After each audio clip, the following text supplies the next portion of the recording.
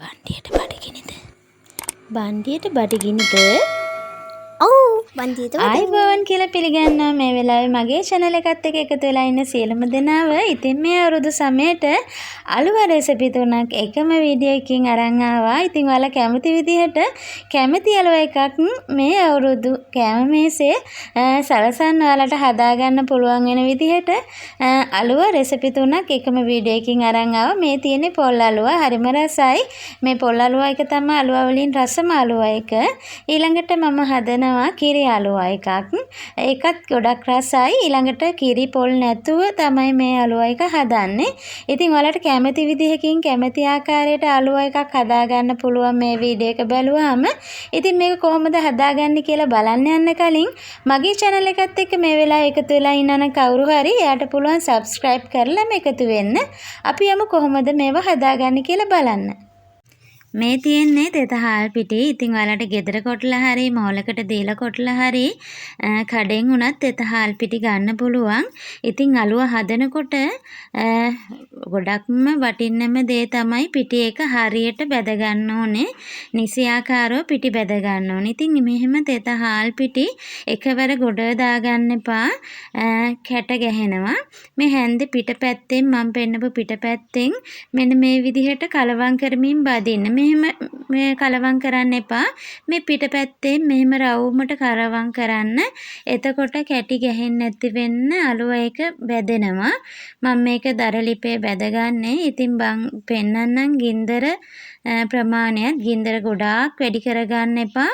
එතකොට වෙන්නේ අඩිය අල්ලන්න ගන්නවා. මේ සාමාන්‍ය ගානට ගින්දර දාගෙන ඔයාලට පුළුවන් පිටි එක බැද ගන්න. පිටි බැදෙනකොට මේ මම පෙන්නන විදිහට හුළඟට වගේ විසි වෙලා යනවා. අපි බදින තාච්චියේ වටේ ගෑවෙනවා. ඔයාලට පේනවා ඉතින් මේ තාච්චියේ වටේ ගෑවිලා හුළඟට විසි වෙලා යනවා. ඒ ගානට බැදෙනකොට අපි මේක ගන්න ඕනේ. තව ක්‍රමයක් මම පෙන්නන්නම්. මේ පිටි ටිකෙන් ටිකක් අරගෙන අපි ගින්දරට දැම්මහම ඇවිලෙනවා. ඔන්න බලන්නකෝ. දැක්කනේ දැවිලෙනවා. අන්න ඒ ගානට පිටි ටික බැදුනහම අපි මේක ලිපෙන් ඉවත් කර ගන්න ඕනේ. දැන් මේක හොඳටම බැදිලා තියෙන්නේ.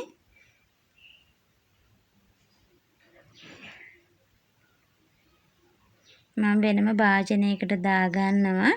ඊට පස්සේ නැවත තව පිටි හැඳි දෙකක් මේ විදිහට දාගෙන මම බැද ගන්නවා.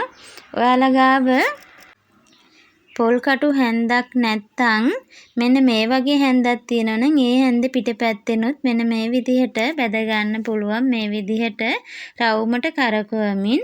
එතකොට කිසිම කරදරයක් නැතුව පිටි ටික කැට ගැහෙන්නේ නැතුව ඔයාලට බැද ගන්න පුළුවන්. මේ ඔයාලට පේනවා ඇති ඒකත් හුළඟට විසි වෙනවා. එහෙම බැදගත්ත පිටි කෝප්ප එකක් ඕන වෙනවා. මේ දැන් මං හදන්නේ පොල් අලුව. පොල් කෝප්ප භාගයයි සීනි කෝප්ප භාගයයි. පිටි කෝප්ප එකට තමයි මේ ප්‍රමාණය. මේ තියෙන්නේ එනසල් ගෙඩි 3ක් විතර. ඉතින් එනසල් ගෙඩි 3 පොඩ්ඩක් කබලේ රත් කර ගන්න ඕනේ. චුට්ටක් ලිපේ ගින්දර දාලා එහෙට මෙහෙට කරලා රත් වුණාට පස්සේ මේක අපි කුඩු කරගන්න ඕනේ. ගොඩ රත් වෙන්න දෙන්න එපා. දැන් වංගෙඩියක් අරගෙන මේකේ පොත්ත අයින් කරලා ඇට ටික මේ විදිහට ගන්නවා. අරගෙන සීනි චුට්ටක් දාලා මේක කුඩු කරගන්න ඕනේ. මේ හැමදේම මම කියලා දෙන්නේ නොදන්න කෙනෙකුට අලුතෙන් අලුව හදාගන්න පුළුවන් වෙන්නයි. මේ තියෙන්නේ කුඩු කරගත්තට පස්සේ ඒ සේරම ලෑස්ති කරගෙන ඊළඟට කරන්න ඕනේ අලුව දාගන්න ට්‍රේ එකට අපි බැදගත්ත පිටි ටිකක් ඉහ ගන්න ඕනේ. ඒක ඉහගෙන පැත්තකින් තියා ගන්නවා. ඊට පස්සේ තාච්චියක් ලිපේ තියලා සීනි කෝප භාගය එකතු කරනවා. ඒකට වතුර කෝප භාගයක් දානවා. ඊට වැඩිය දාගන්න එපා. කෝප භාගයක් දාගන්න. දැන් මේක උණු වෙන්න දෙන්න ඕනේ. මේක මේ විදිහට බුබුලු දාගෙන නටාගෙන එනවා. ඉතින් මම පදම පෙන්නන්නම් ඔයාලට. දැන් ලුණු පිංචක් එකතු කරගන්න ඕනේ. ගොඩාක් ලුණු එකතු කරගන්න එපා. ලුණු ටිකක් දාලා මෙන්න මෙහෙම ඇඟිලි දෙකට අල්ලනකොට ඇඟිලි දෙක ඇලෙන ගතියට තියෙනවා නම් ඔන්න අපේ පැණි ටික උණු වෙලා. ඒ වෙලාවේ මම එනසල් කුඩු ටික එකතු කරගන්නවා. දැන් පොල් ටික එකතු කරගන්නවා. පොල් ටික එකතු කරගත්තට පස්සේ පොල් වල තියෙන තෙත ගතියට සීනි ටික තව දිය ගතියට එනවා. ඒක නිසා තව ටිකක් වෙලා තියලා ලිප ඕෆ් කරලා පොඩ්ඩක් හැන්දෙන් එහෙට මෙහෙට මේ විදිහට නිවෙන්න තියන්න. දැන් මේ ලිප ඕෆ් කරලා තියෙන්නේ. චූට්ටක් එහෙට මෙහෙට නිවාගෙන මම පිටි ටික එකතු කරගන්නේ. ඉතින් පිටි එකතු කරනකොට මං ගත්ත පිටි ප්‍රමාණය එකවර එකතු කරන්නේ නැහැ. මෙන්න මේ විදිහට පොඩ එකතු කරගන්නේ. මොකද සමහර වෙලාවට පැණි මදි වෙන්න පුළුවන්. ඒක නිසා එකවර පිටි එකතු කරගන්න එපා. පිටි ටික එකතු කරගෙන ටට්ටක් ගාලා මේක හොඳට කලවම් කරගන්න ඕනේ. කලවම් කරගෙන මෙන්න මේ ගානට එද්දි ට්‍රේ එකට දාගන්න. දාගෙන ටක් ගාලා මේක තද කරගන්න ඕනේ. මේක අතින් උනත් තද කරගන්න පුළුවන්. පැණි ටික චුට්ටක් නිමලා ගත්ත නිසා. දැන් මෙහෙම හදන ගමන් අපේ පිටි ටිකක් ඉතුරු වුණානේ. ඒ ඉතුරු වුණ පිටි වලින් පොඩ්ඩක් උඩට ඉහා ගන්න ඕනේ. මේ තියෙන්නේ මගේ ඉතුරු වෙච්ච පිටි චුට්ට. පිටි මේස හැන්දක් වගේ තමයි ඉතුරු වුනේ. ඉතින් ඒක මෙන්න මේ විදිහට උඩින් ගාගෙන අතින් ලස්සනට හැඩේ හදාගන්න. දැන් තියෙන්නේ කෑලි කපා ගන්න. ඉතින් ඔයාලා කැමති සයිස් එකට ඔයාලට පුළුවන් කෑලි කපා ගන්න. කඩේ තියෙන අලුව නම් ගොඩාක් ලොකු. ඉතින් අපි ගෙදර මේසෙට හදද්දී ගොඩාක් ලොකුට නැත්තුව හුරු බුහුටි කෑලි වලට කපා ගත්තාම හරිම ලස්සනයි. දැන් මේ කෑලි ටික කපා ගත්තට පස්සේ පොඩ්ඩක් වෙලා නිවෙන්න තියලා අපිට කෑලි ගලව ගන්න පුළුවන්. රස්නේ තියෙද්දිම ගලවන්න යන්න එපා. අපි කපාගත්ත කෑලි වල කොන් කැඩිලා යන්න පුළුවන්. ඒක නිසා ඔන්න දැන් මං කපාගෙන ඉවරයි. දැන් මේක නිවිලා තියෙන්නේ. මම මේක දැන් වෙන් කරගන්නවා. කපපු තැන් වලටම නැවත පිහිය දාගෙන. ඔයාලට පේනවා ඉතින් මේක ගැලවිලා යන විදිහටම අලුව එක දැන් හයි වෙලා තියෙන්නේ කියලා.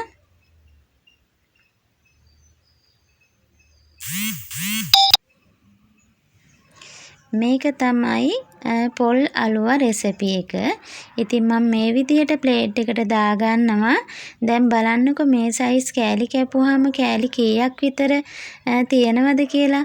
හරියටම කෑලි 10ක් ගන්න පුළුවන් පොල් අලුව එකෙන්. පොඩි සයිස් එකට මම කපා ගත්තේ. ගොඩාක් ලොකුවට නෙමෙයි, ගොඩාක් පොඩියටත් නෙමෙයි. මේ ගාන තමයි ගෙදරක අලුව එකක් හදනකොට කපන්න ඕන හොඳම සයිස් එක. ඔන්න හොඳ කෑලි 10ක්ම තියෙනවා. තව පොඩි කෑලි තියෙනවා. ඉතින් මේක තමයි පොල් අලුව රෙසිපි එක. මේක ගොඩාක් රසයි. අලුව වලින් රසම රෙසිපි එක තමයි පොල් අලුව එක. ඉතින් ඔයාලා මේක කැමති නම් මේක try කරලා බලන්න. මේ දැන් මං හදන්න යන්නේ කිරි අලුව. කිරි අලුව වලට බෙදපු පිටි කෝප් එකයි. පොල් කිරි භාගයකට පොඩ්ඩක් අඩුවෙන් භාගයක් ගත්තත් කමක් නැහැ. සීනිත් කෝප භාගයයි. ඊට පස්සේ එනසල් කිරි 3යි ඕන වෙන්නේ. මේ එනසල් එකත් කලින් එක විදිහටම කලින් පොල් අලුව එකේ විදිහටම පොඩ්ඩක් රච්චරලා කුඩු කරගන්න ඕනේ. ගොඩාක් රච්චර ගන්න ඕනේ නෑ. ඊට පස්සේ පොත්ත අයින් කරලා වංගෙට දාලා කුඩු කරගන්න. ඉතින් සීනි චුට්ටක් දැම්මහම මේක හොඳට කුඩු කරගන්න ලේසි. ඉතින් ඔයාලා ඉස්සෙල්ලාම නම් මගේ මේ වීඩියෝස් බලන්නේ. ඉතින් ඔයාලට පුළුවන් මගේ channel එක subscribe කරලා bell icon එක click කරන්න. එතකොට වීඩියෝ එකක් දාපු ගමන් ඔයාලට බලා ගන්න පුළුවන්.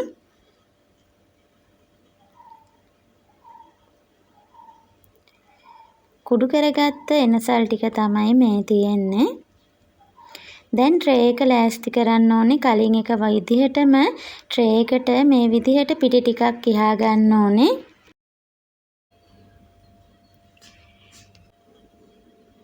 දැන් තාච්චියක් ලිපේ තියලා පොල් කිරි ටික එකතු කරගන්නවා. ඊට පස්සේ සීනි ටික එකතු කරගෙන ලිප දාගන්න ඕනේ. මේක ටික වෙලාවක් යනකොට බබුලු දාගෙන එනවා. ඉතින් ඔයාලා චුට්ටක් විතර ලුණුත් එකතු කරගන්න.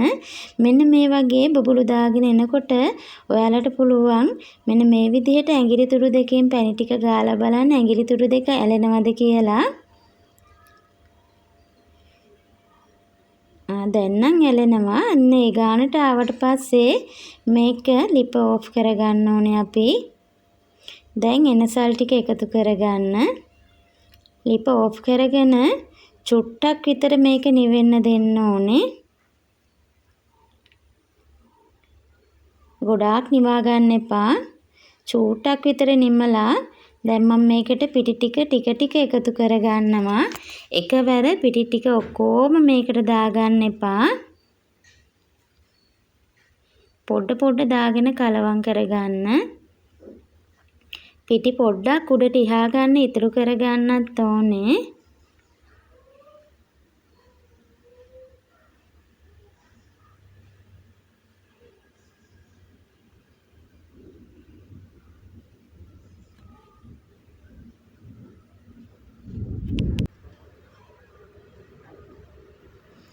දැන් සේරම ටික කලවම් කරගෙන මම ට්‍රේ එකට දාගන්නවා.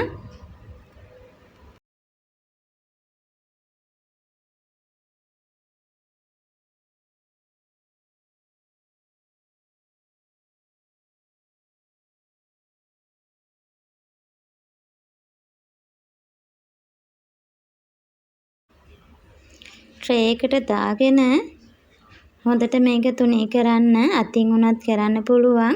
පැණි ටික චුට්ටක් නිමිල නිසා රස්නේ ගතියක් නැහැ. එහෙම අත පිච්චෙන්නේ නැහැ. මේක තුනී කරනකොටම උඩින් පිටි ටිකකුත් තියාගෙන තුනී කරගත්තාම ලේසියි.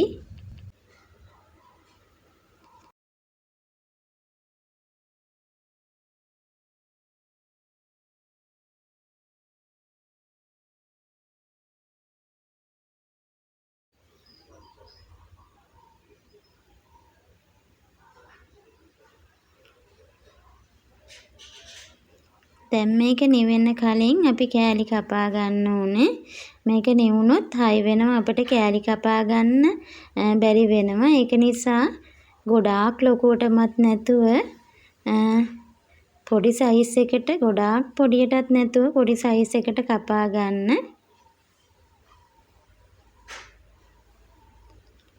මේකෙනුත් කෑලි 10ක් විතර ගන්න පුළුවන් අපට.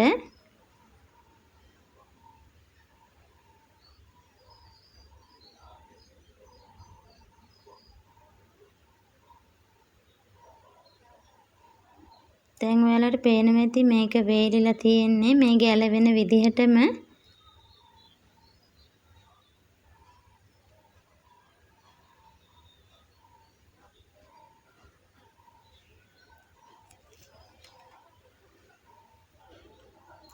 ඉතින් මම ඒ ටිකත් ප්ලේට් එකකට දාගන්නවා.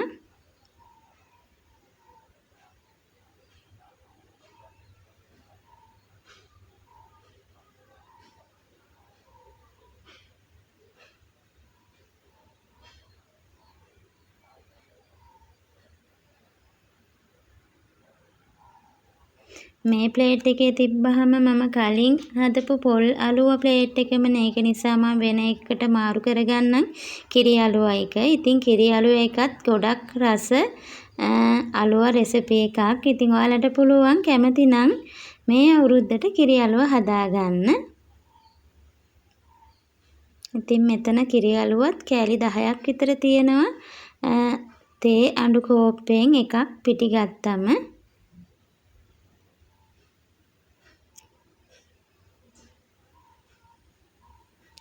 අපි යමු අනිත් රෙසිපි එකට. දැන් මේ හදන අලුවා එකට අපට පොල් ඕන වෙන්නෙත් නැහැ, කිරි ඕන වෙන්නෙත් නැහැ. ප්‍රධාන අමුද්‍රව්‍ය දෙකයි හාල් පිටි සහ සීනි. හාල් පිටි කෝප් එකට සීනි කෝප්ප භාගයකට වැඩිය චූට්ටක් විතර අඩුවෙන් ගන්න. ඉනසල් ගෙඩි 3ක් විතර. ඒ වගේම වැනිලා චුට්ටක් ගන්න. මොකද පොලොයි කිරි දාන්න නැති නිසා මේක ගොඩක් රස කරගන්න මේ දෙකම දාන්න ඕනේ. ඊට පස්සේ මුලින් කරා වගේ එනසල් ටික මේ විදිහට බෙදලා කුඩු කරගන්න ඕනේ. ඉතින් ඔයාලා පළවෙනි පාරට මගේ වීඩියෝ එකක් බලනවා නම් මගේ channel එක subscribe කරලා bell icon එක click කරන්න. එතකොට මගේ වීඩියෝ එකක් දාපු ගමන් ඔයාලට බලා ගන්න පුළුවන්. දැන් මේ එනසල් ඇට ටික හොඳට කුඩු වෙන්න නම් අපි සීනි චුට්ටක් එකතු කරගන්න ඕනේ. එතකොට මේක අපිට ඉක්මනට කුඩු කරගන්න පුළුවන්.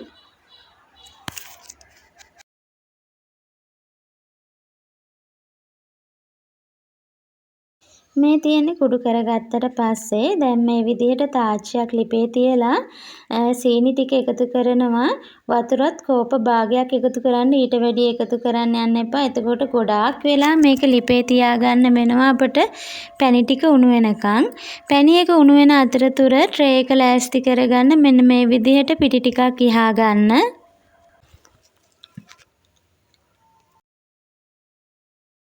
දැන් මේකට ලුණු චුට්ටක් විතර එකතු කරගන්න.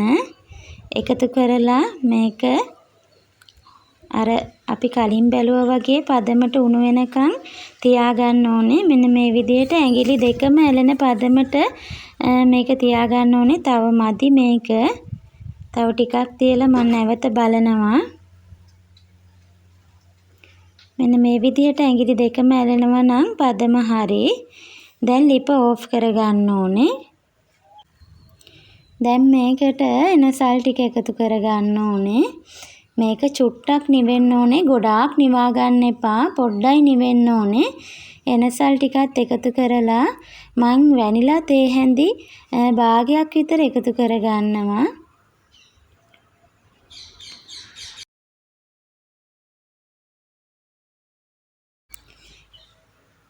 ඒ දෙකම එකතු කරලා පොඩ්ඩක් මේ විදිහට කලවම් කරලා පිටි ටික දාන්න. ගොඩාක් නිවෙන්න දෙන්න එපා. එකවර පිටි දාන්නත් එපා. ටික ටික දාන්න. පිටි චුට්ටක් ඉතුරු කරගන්න ඕනේ. අනිත් අලුවා එක හදපු විදිහටම උඩින් ගාන්න. දැන් මේකේ වටේ තියෙන පිටි ටිකත් හොඳට කලවම් කරලා අපි ට්‍රේ එකට දාගෙන තුනී කරගන්න ඕනේ.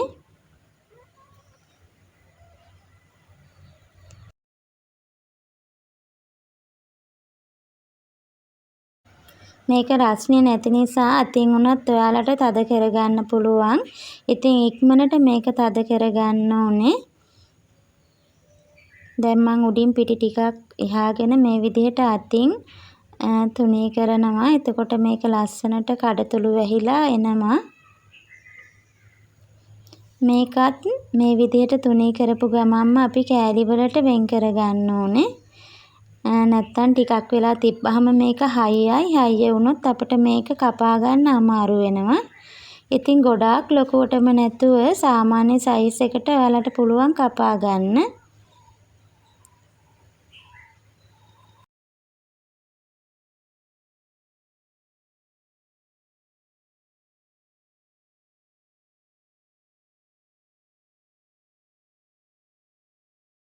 දැන් මං ප්ලේට් එකකට දාගන්නවා. ඉතින් ඔයාලට මේ අවුරුද්දට ඔන්න රසවත් අලුවා රෙසිපි 3ක් තමයි අරන් ආවේ. මේ අලුවා එක තමයි වියදම් අඩුම අලුවා රෙසිපි එක. පොළුත් නැති හින්දා ඔයාලට පුළුවන් මේ අලුවා එක try කරලා බලන්න. ඉතින් අද මගේ මේ රෙසිපි වලට ඔයාලා කැමති නම් like කරන්න, comment කරන්න, යාළුවෝ අතර share කරන්න, subscribe කරන්න අමතක කරන්න එපා.